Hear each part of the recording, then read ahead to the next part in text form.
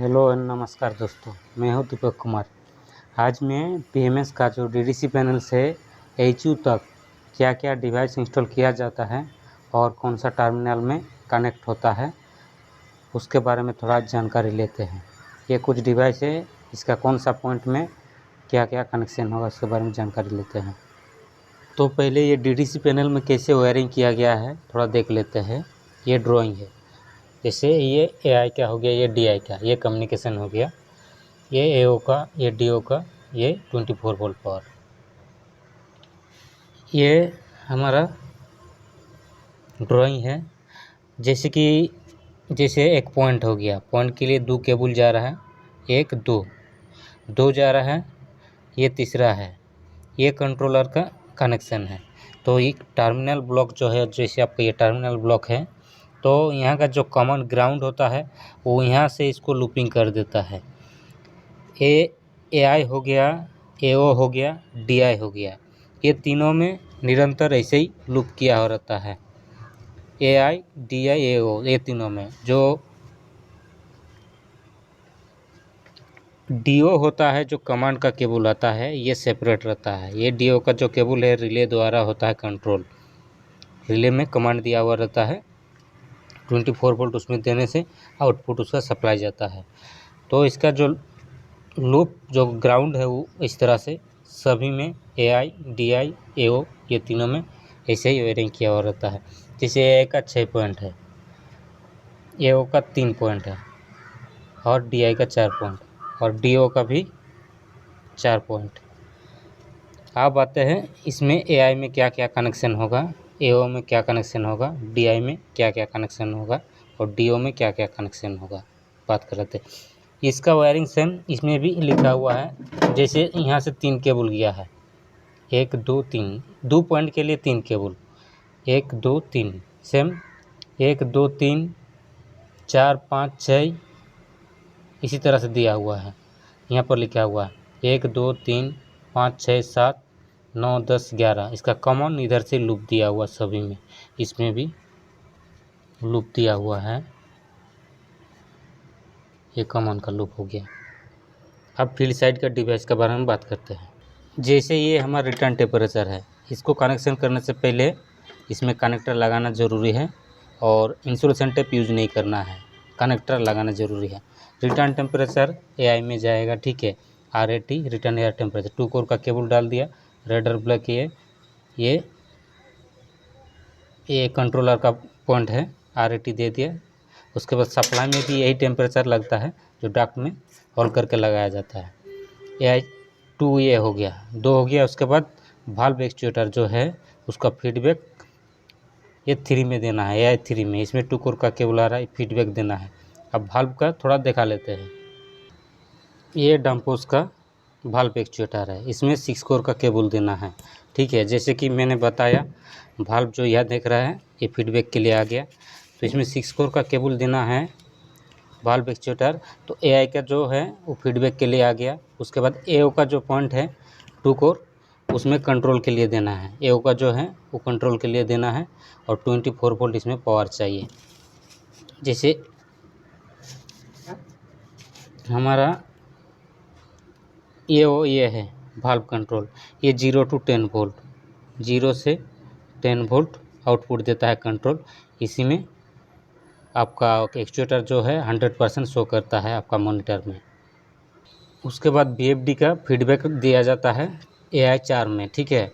और इसका कंट्रोल भी एओ का 2 में दे देना है, 0 to 10 वोल्ट इसमें भी दिया जाता है।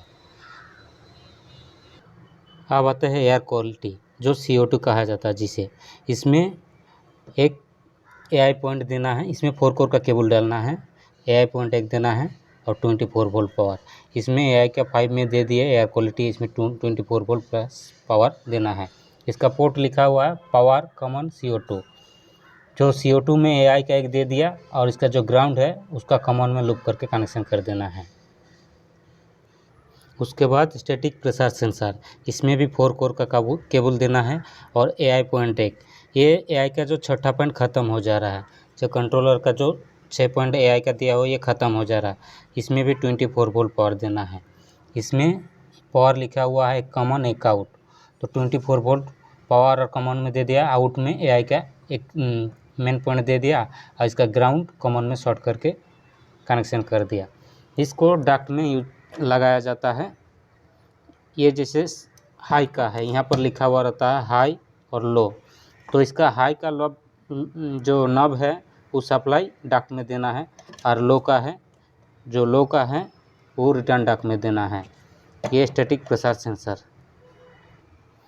ARH सेंसर है जो रूम ह्यूमिडिटी सेंसर का बताता है। इसमें भी आपको 4 कोर डालना है, AI.1 का 24 वोल्ट पावर। इसमें लिखा हुआ है पावर कॉमन आउटपुट, इसमें भी सेम वही प्रोसेस लगाना है। और जैसे 6 पॉइंट यहाँ पर ख़त्म हो जा रहा है, AI का जो 6 पॉइंट है वो ख़त्म हो गया, ये 6 पॉइंट ये कंट्रोलर का इसमें ख़त्म हो गया। अब आपको इस एक्स्ट्रा जो पॉइंट है उसमें आप दूसरा कंट्रोल बड़ा वाला DDC डबल कंट्रोलर का लगाना होगा, उसमें AI.1 का 1 में देना होगा। तो मैं यहाँ पर 7 में लिख दिया हूँ, वहाँ पर AI 1 में दे सकते हैं। प्रोग्राम का हिसाब से लगाया जाता है, इंस्टॉल या कनेक्शन किया जाता है। अब आता है डम्पर। डम्पर का भी 4 कोर आप डाल सकते हैं। ये डम्पर 4 कोर के लिए है, इससे भी मतलब और भी डम्पर रहता है, उसमें ज़्यादा डाल सकते हैं, कंट्रोल फीडबैक भी दिया जाता है, लेकिन इसमें 4 कोर में काम हो जाएगा।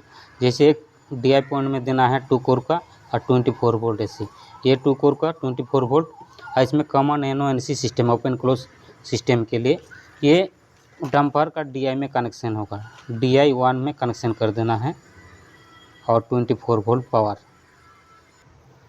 ये है DPS डिफरेंट प्रेशर स्विच। ये स्विच क्या काम करता है, ये फिल्टर का पास या फ्री फिल्टर फाइन फिल्टर अगर दोनों नहीं तो एक तो रहेगा, और एयर फ्लो स्टेटस के लिए भी यही काम करता है।